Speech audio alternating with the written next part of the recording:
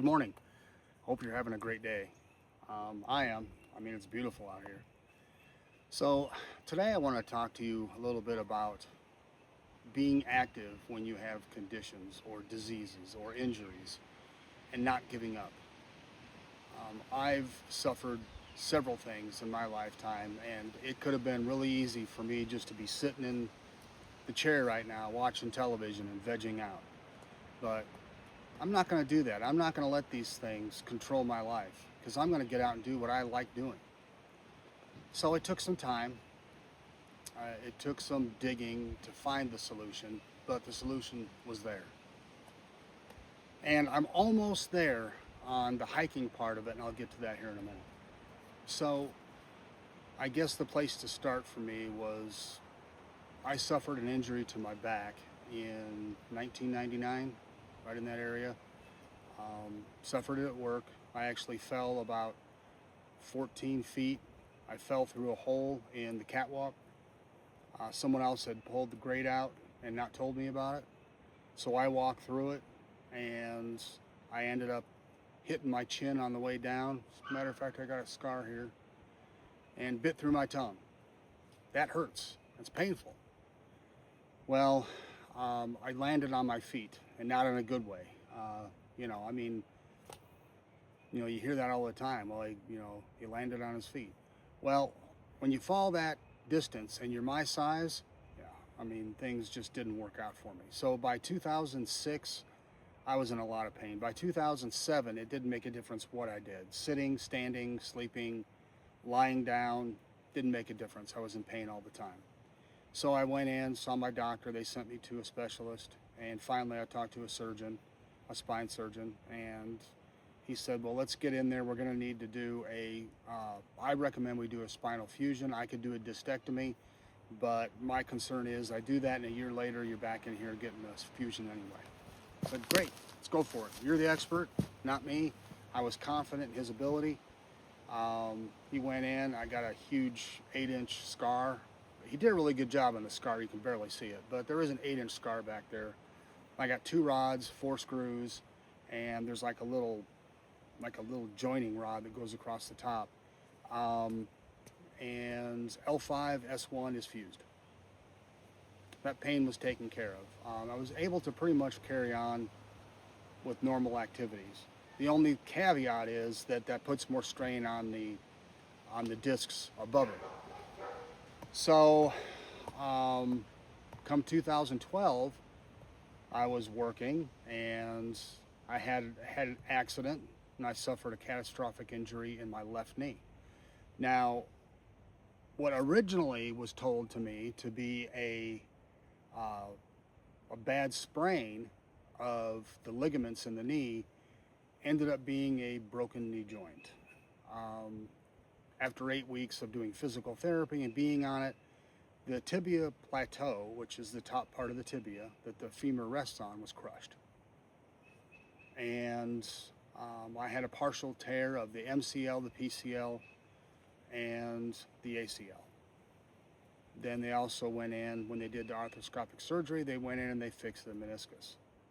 But he went in there after the surgery, he came out and he says, you're going to be relegated to a desk job for the rest of your life because you've got grade 4 arthritis in there and your ligaments aren't as strong as they should be. Now, there's a chance it'll heal. Everybody heals differently. It could be a year, it could be 2 years, it may never heal. I wasn't going to accept that. I went out and I started exercising and running up and down hills. Well, I say run, it was more like a quick walk. Up and down hills to strengthen the muscles around the knee joint.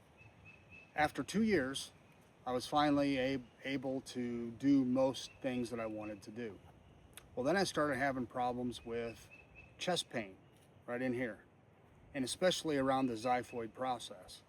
Now, the xiphoid process is the very bottom of your sternum, and it's usually flexible. Now, sometimes I could get that to click, and then the pain would go away. But then it got to the point where I couldn't make it click anymore. And I kept having pain, chest pain. My grandfather, who I never met, died at the age of 43 of a massive heart attack. So after stress test number 1, then I had stress test number 2, number 3, number 4, number 5, my cardiologist said, enough, enough. Let's do a heart cath. Let's go in there and see what's going on. Did the heart cath. Your heart's great. No disease at all. I don't see anything wrong with your heart. So it's non-cardiac heart or non-cardiac chest pain. Okay, great. Well, that doesn't tell me anything. I mean, it just tells me it's not my heart, which is great, but I still don't know what the problem is.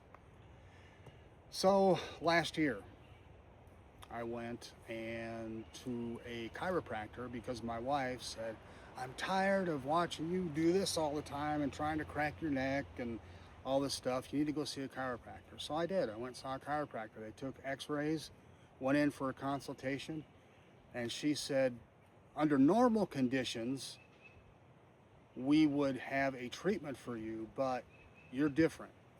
Oh, great. Wonder what's coming next. Turns out I have a disease that is called diffuse idiopathic skeletal hyperostosis, or for short, DISH.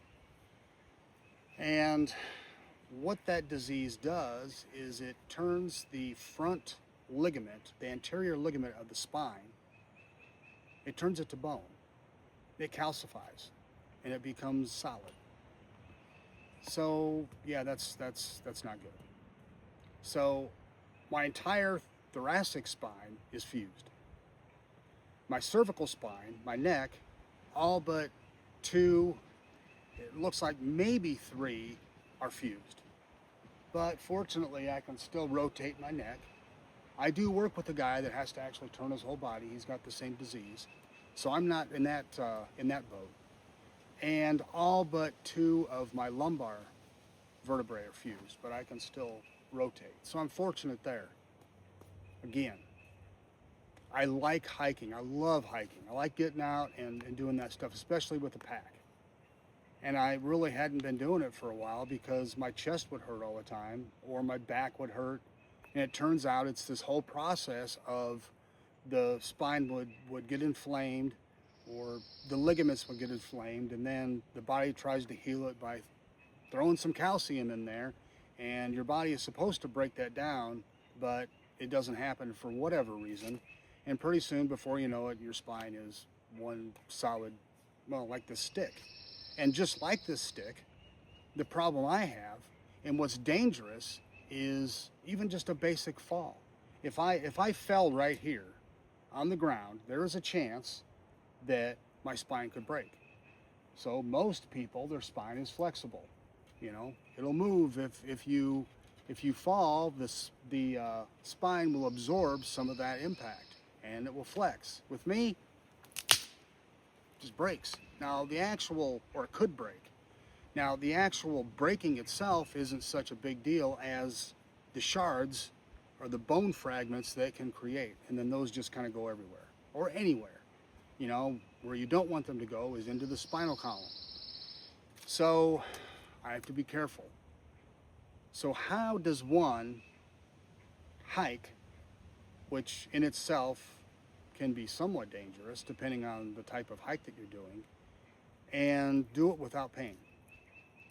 So again, I did searching. I found that my job, I can work my job and be on my feet all day wearing a Pacific Northwest boot. I got a high arch. It forces your pelvis forward, your shoulders back. I've got virtually no pain. And I can be on my feet all day. Now I wear primarily whites or Franks, and now it's more Franks than anything else just because I got a really good relationship with them and they're great people and they got a high quality product. But trying to wear that Pacific Northwest boot with a backpack that weighs 40 or 50 pounds, yeah, that's a no-go. Because what it wants to do, my core is not strong enough to compensate for that. So I'm like this, and I got a 50-pound backpack on, and it's wanting to pull me backwards. It's not a good situation. So I had to find a different solution. And I found that with the Mindel Super Perfect. It's an alpine mountaineering boot that's made in Germany, and I got it through Mindel USA. Some great guys in Nebraska, which is the state that I'm originally from. changed my life as far as hiking is concerned. The only caveat is the sole is so flat that I catch it on like tree roots and rocks or stones sometimes. So, but I'm working on that.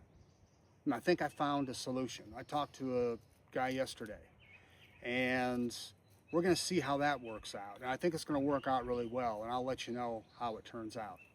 But the point is, there are solutions out there. You can find a solution. And you don't have to be relegated to sitting in a chair, vegging out, and watching life pass you by. Don't do that. Do yourself a favor, do your family a favor and everybody else, and get out there and enjoy life. I mean, it's miserable enough having these, conditions. Does my knee hurt? Yeah. It hurts from time to time. Does my back hurt? Yeah. It hurts from time to time. Sometimes it's really bad. But you know what? I just grind through it. And I'm not saying that there aren't some people out there that can't do that. I mean, my mother right now is one of them. She's got a disease that she is literally relegated to a bed. And it's actually, technically, it's my stepmom. But she's a great lady. But in her case, is terminal. So, but I'm not in that boat. I mean, if you don't have a terminal condition and you can get out there, and maybe one does have a condition that is, that doesn't have a great outlook, but enjoy life as much as you possibly can. Don't let these circumstances control you. Try and control the circumstances so that you can enjoy life and other people can enjoy you. I've come across plenty of people that, that have a condition and they've just kind of laid around and not do anything. Their condition gets better. They're able to do stuff and they choose not to do it, and they're just miserable, and they make everybody around them miserable. Don't be that person. Life is too short. So anyway, if you've got back issues, hip issues, knee issues, foot issues, having the right shoes or boots is a great start. And I'd be glad to answer any questions that anyone might have. But just search for a solution. Do yourself and everybody else a favor. Beyond that, have a great day, and thanks for watching.